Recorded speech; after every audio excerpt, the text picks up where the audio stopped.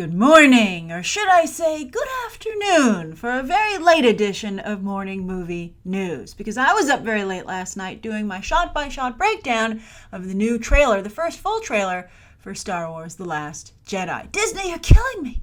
Releasing a trailer at 10 p.m. Eastern Standard Time. And Disney's like, oh, I'm sorry to inconvenience you. We're trying to keep ESPN in business. Sorry. I understand, Disney.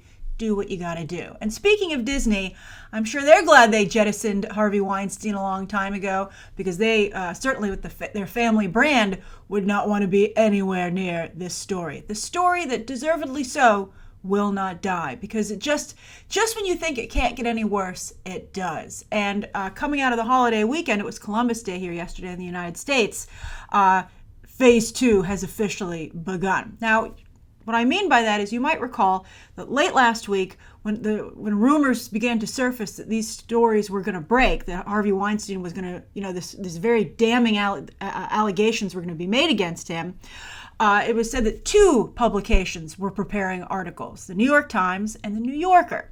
And then when that came out, because they had asked Harvey Weinstein to comment. So unfortunately, that not only gave him a heads up, but it gave, thanks to Twitter, it gave the whole world a heads up that the stories were coming. So the New York Times rushed to publication, and they published what actually ended up being the first part of their coverage late last week. And whoa, it has taken off, again, deservedly so, like a rocket. Now, the New Yorker waited until today to put out their piece, and their piece, I would say it was worth the wait, but of course nobody ever wants to have to read this stuff. It's just so horrible. But their piece has even more damning and horrific allegations. And I think that Harvey Weinstein, I had said last week that he could potentially recover from this. He will never recover from this. This is the worst thing that we've seen yet. I think that everything that's come before this, locker room talk, oh, that's, guys will be guys, everything could not really, but, some people could feel it could be explained away.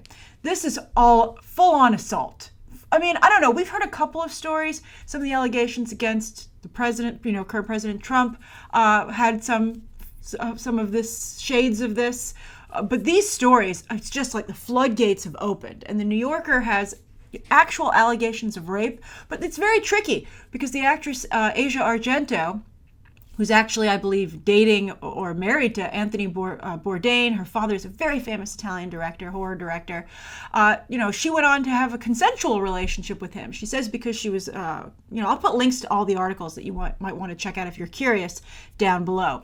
But it really muddies the waters. And I think that that's a huge takeaway here. And that's how muddy the waters are in Hollywood. I want to talk about a George Clooney interview as well, but first let me talk about this. So New Yorker had a lot of allegations like the Asia Argento one, and then the New York Times followed up with some huge name actresses like Angelina Jolie and Gwyneth Paltrow coming forward to them now that the story's out there. And I think that it has, now that it has momentum and everyone's believing it, I think actresses are, and there's something to be, that it's just, as I said, this is a very complex and difficult and unfortunate situation. But now these actresses, okay, sure, I will tell my story now, right? Even though these incidents happened decades ago. So they came out to the New York Times, and Gwyneth Paltrow had a very detailed, thing that we'll talk about, and so did Angelina Jolie. Now, Gwyneth Paltrow's story, she just rebuffed his advances, very strongly, and still ended up becoming one of the actresses he made a star, and he won her an Oscar, as it was pointed out. And she continued to work with him after he attacked her, basically, is what she said. But the thing you have to realize about Gwyneth Paltrow is that Gwyneth Paltrow, her father was a director, Bruce Paltrow, her mother is Blythe Danner, kind of like a lower B-level actress.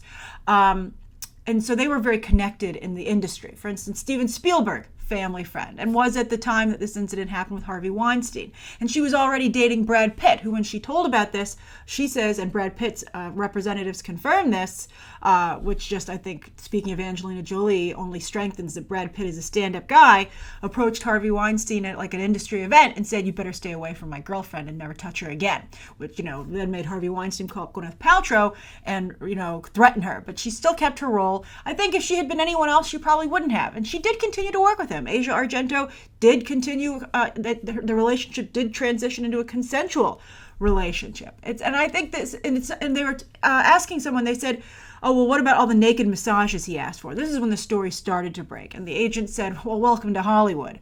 And I think that element is there, particularly for women. I think, sometimes this happens to guys too. I'm sure that it does. But I think that the big problem, and I think when this happens to guys, it's a similar situation. The big problem is that actresses still aren't of value to a movie for the most part. Like, you could put anyone in there, right? It's like, okay, well, if Harvey Weinstein could say, well, if this actress won't sleep with me, I'll go find someone who will. And no one associated with making this movie is going to say, well, what happened to the other actress? We could have really used her, right? I mean, they'll never question it. They're like, oh, whoever you want to put in here, and it's like, yeah, Harvey's using, and that's what George Clooney was kind of talking about. Harvey's using these opportunities to cast roles to get women to sleep with him, but everyone just assumes it's consensual because there's a forget decades, centuries of history of, people sleeping with other people to get work in the entertainment because of that. Because it's so muddy when you mix the creative and the business, and and there's so much at stake, and again, since it tends to be the guys who bring in a lot of box office and have the stronger careers, it's more of a business transaction with them. But then with the women, it's an unfortunate, and I think this needs to change, different criteria for who you would cast, right? And a lot of times you'll cast, even television, Les Moonves has his wife do a ton of stuff, so wives, girlfriends, it's not, women are picked not for what they bring to the table from a professional standpoint, but what they bring to the table, in terms of, whether or not they'll be fun to have on set. And I mean that in quotation marks. Even Steve Martin made jokes about that. He said, I cast Heather Graham in one of my movies, and she did a really good job of making me think that she was going to sleep with me throughout the whole shoot, and then at the end of the shoot she's just waved by and left, and I was like, he's like, nerds. And he made a joke about it, but the reason he made the joke is because clearly that's how a lot of people feel. And George Clooney did some wonderful damage control for the rest of Hollywood today. He did an interview, and he said, look, everybody knew Harvey was a dog, that he was a flirt, but nobody knew that he was harassing and raping people. And that while it's still, you're like, well, still, I think that is more believable. And I think it puts it more into a little bit of a better context. I mean, it's still unfortunate, but I think he did a lot to take away some of the blame that started to surface late in the weekend. That started to make people look very bad. And so I think George Clooney, I'm glad he spoke frankly about it. And he made, I think, excellent points. And he also, Sharon Waxman, who runs The Wrap, said that she had an article, she wanted to reveal this in 2004. And think of all the women who would have been saved if she had, her article hadn't been killed at that time. I believe she was going to write it for the New York Times. And so it was very bad that this came out over the weekend. And she named some big Hollywood names who had called her up on Harvey's behalf and said this simply isn't true, and had gutted her story, her words. And George Clooney spoke to that, really shut it down. And he said, well, look, Sharon Waxman is at her own publication, The Wrap, for quite some time. She could have published it then and saved, years of these victims. So I don't know why she's, trying to throw people under the bus now. And again, it might have been the case that people called on Harvey Weinstein's behalf because, again, they thought, okay, he's a flirt, but, he's not harassing anyone. And they didn't know. So that is just... I think that the best thing is that this is the only, it's very hard to get a silver lining out of this, but at least now more people will know, and they won't. I think a lot of the times these women were shocked when they found themselves in this situation, and that's something very important to remember. Just absolutely shocked, worried about their careers, the ramifications of what could happen, and they would have absolutely nothing.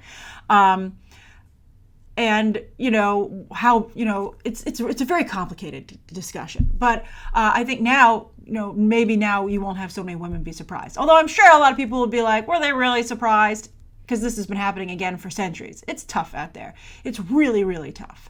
And I think that this has the potential to run off the rails itself and start, being too damning and spreading out and vilifying all guys, which I think would be horrific and a very bad turn to take. We've all seen that sometimes any kind of activism can get out of control. So I'm just holding my breath that this just stays in its box, as it should, but doesn't go away. right, so that's the first story of the day. Now, the second is that there was a rumor about Gal Gadot over the weekend or late on Friday that Universal, even though they've taken Bride of Frankenstein off their release schedule, and they might just shuttle Dark Universe altogether. My guess is they're going to maybe restructure it. Bride of Frankenstein is such a good idea. I would be reluctant to get rid of that, as long as Bill Condon doesn't bail. But maybe I don't know if I would do a Dark Universe. I don't know. Did they released that photo of the cast so close to the opening of The Mummy? Surely they'd seen a cut by then, and they should have been like, whoa, don't release a photo. We're not ready yet. I mean, and also, as I've also said, the talent that they hired to put that universe together was lacking, and it's like I shouldn't have been surprised. But it does seem that they found another potential actress, and this was an interesting rumor, that Gal Gadot would be the Bride of Frankenstein and they would not go with Angelina Jolie. And this was a very interesting idea to me. Now again, it's just a rumor, but I think that Gal Gadot, we know that she's been struggling to define herself within the industry, beyond just being Wonder Woman, right? She can't get any work. She's having a really hard time. I think being the new Angelina Jolie, I don't know if she just recently left her manager, I don't know if she got a new one, but this is a good game plan. I think that's a wonderful path for her to follow, because they're both strikingly good looking. They both have the same coloring, and also they're both very good at action. And Angelina Jolie, she never disappeared into a role either, right? She was always Angelina Jolie. I mean, what she was famous for was her crazy level of commitment, right? Like she was very, very avant-garde. I think Gal Gadot is more wholesome. But I still think that's a very, being the new Angelina Jolie, now I start to see her being able to be sold in meetings. And she did her Saturday Night Live show over the weekend. It got very good ratings. That the mascara sketch with Kate McKinnon was very clever. And I thought also, it was really, it was about the implied lesbianism of the Amazons. But I thought that it was a very wholesome sketch, it turned out to be. I thought it was really, it was very sweet. And so that did very well. And I think that Gal Gadot came out pretty good from the hosting gig. I think that she proved that she's a very good sport, but I think that her having to read the cue cards was incredibly embarrassing. I mean, I know it's tough to learn the sketches, but it hardly ever happens that the talent needs to read the cue cards to the extent that Gal Gadot was doing it. And so I think it's unfortunate that she couldn't learn her lines and that nobody on her team was like, pulled her aside and said, I'm watching the feedback, it's really bad. You got to learn your lines better. Or we have to ask them to hold the cue cards. Like if I were her manager or her new manager or agent, I'd be next to the cue card guy and I'd be like looking at her eye line on the monitor. I'd just be forcibly pushing him. I'd be like, you got to get her closer to where she's supposed to be looking because this is horrible. And she can act, but she also proved on Saturday Night Live, unfortunately, that she has absolutely no range whatsoever. So she needs to be, everything about her depends on being cast in the right role. And she'll be limited in what she can play, particularly with the accent. But Bride of Frankenstein is a good choice for her because that's supposed to have an Eastern European setting. But if she gets the right roles, I think that's great. And again, Angelina Jolie always was Angelina Jolie.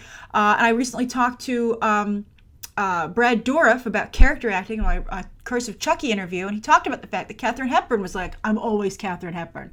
And that's what a movie star is. And actually, movie stars often get the biggest roles and the biggest paychecks because they are a brand instead of somebody who disappears into their work. So it's going to be tough, but I think this Angelina Jolie angle is excellent, and she should just go off after every role that Angelina. Oh, she should see if she could be Cleopatra. Actually, I wouldn't touch that with a 10-foot pole because of the obvious whitewashing, even though she is Israeli. So she's, Mediterranean, Middle Eastern.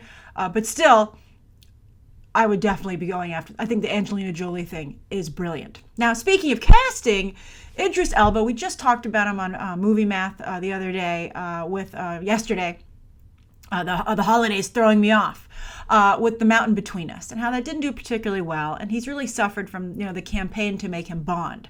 And while that's been going on in live action, what do you know? Blue Sky Studios for Fox has come up with an animated basically Black Bond. And I think that's really interesting. And to use animation to try and instigate, social change and entertainment is interesting to me because you might notice, or you will now that I'm pointing it out, that's what Sony has chosen to do with floating out the idea of Miles Morales as Spider-Man. He's going to start out animated.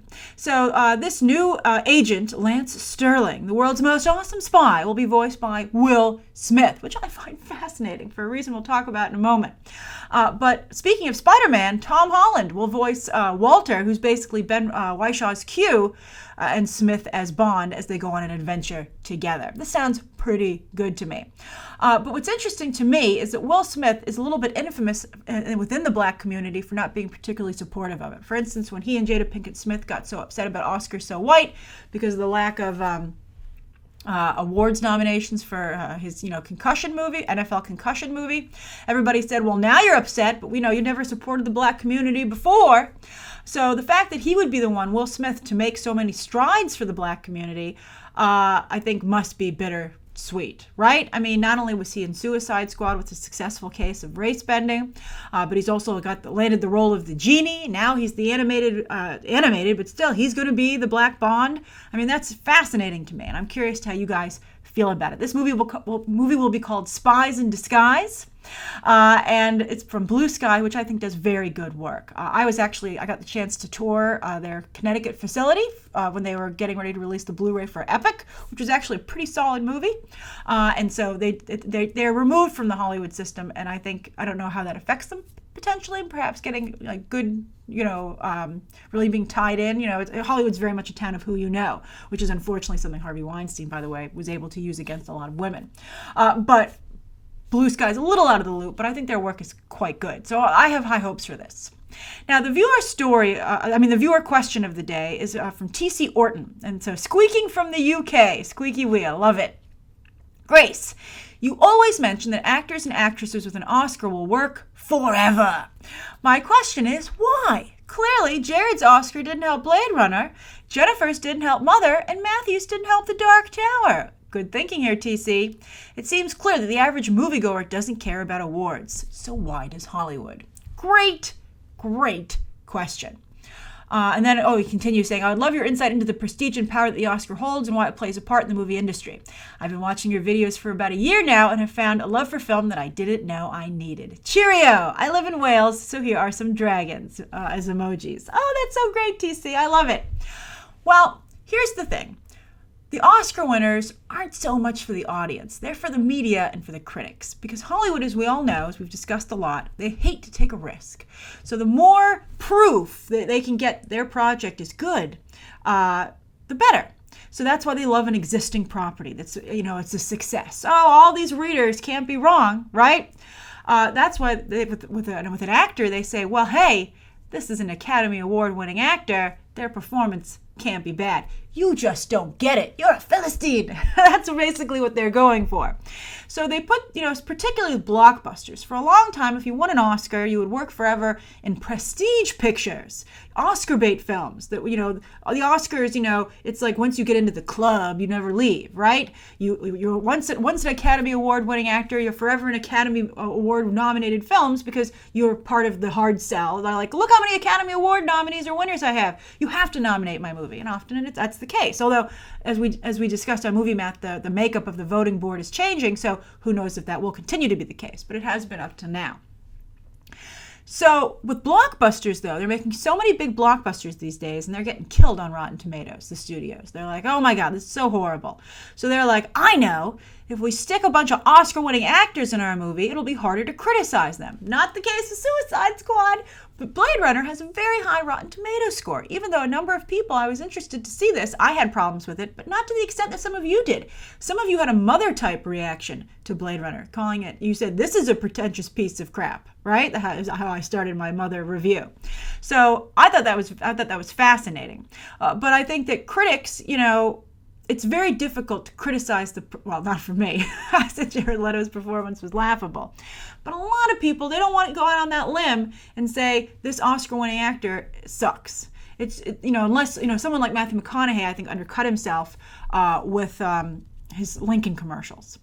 So that's why blockbusters do it. And sometimes it works, sometimes it doesn't. But you know what? They're like, well, we got to cast someone. Maybe it will work, so why not? It's like taking out a little bit of an insurance policy, right? Now, and also I'd like to point out that for Jennifer Lawrence, she got very good, even though people don't like Mother, I think everybody, including myself, recognized, and that's because her work was legitimately good in the movie, that she did a great job. So when I said that someone who wins an Oscar will work forever, I didn't mean like as a marquee name talent above the title in big blockbuster movies. I meant in supporting roles, like, playing the best friend, playing, especially as they get older, playing the mother, playing the father, playing the mentor, right? The person who comes in and says, oh, you can do it, right? Something like that. They'll forever work. They'll always have an offer on the table. And the films might get smaller and the films might need them. Well, no, the films won't need them more than they need the film, because if they're willing to take such a small film, it means the offers aren't coming in. So, it's just a sad situation for everybody. But yeah, they'll always have that to barter with. They'll say, well, I can bring the prestige of you being able to put in your trailer an Oscar-winning or an Oscar-nominated actor, and that will help you. And it will help. So that's why they'll work forever, but not a lead. Jennifer Lawrence, I think, is in trouble because her box office numbers are just so poor. Matthew McConaughey, I think, did a lot of damage, again, with those Lincoln commercials to himself, and also that he slipped into, I think, old bad habits. It seemed like he had reinvented himself with True Detective. I think he actually did win the Oscar more for True Detective than Dallas Buyers Club. And so I think that people are like, you got us. It's like Halle Berry, it's like, oh, everyone was in love with you in the moment, but then, morning after, right? The Oscar goggles are off. Or I'd say award season goggles are off. And then also, as far as Jared Leto goes, I think his days are really numbered. I think everybody's hip to him as well, because he is just, I think he's actually, as I've said, I think he's going around embarrassing himself. And I don't know how many more people will want that happening in their film. So that's my answer to your question. You'll work forever, but I want to qualify that by saying in smaller roles. But right now, blockbusters are trying to, just like Fantastic Beasts. They're like, Eddie Redmayne, he's an Oscar-winning actor. It's great. I don't think Eddie Redmayne, he's charming, but I don't think he brings anything actually to that franchise. I think they should have. Personally, he doesn't hurt it, but I don't think he helps it. And we'll see how Marvel does with Brie Larson. Make no mistake, that's why they picked her. And we'll see how Tomb Raider does with Alicia Vikander, and that's also why they picked her. And we'll see if this works, because Wonder Woman, Zack Snyder picked Gal Gadot, who was just a beauty queen basically, and had been in a couple of Fast and Furious movies in the background. She was very good in them now, and that went over great. So sometimes casting by gold doesn't work. So we'll see. But anyway, that's today's morning movie news. Thank you for your patience. Again, I apologize that it was late. I look forward to hearing your thoughts on the top 3 stories in the viewer question down below. And be sure to let me know what you'd like to see covered tomorrow and any questions that you might have. Thanks for watching. Bye.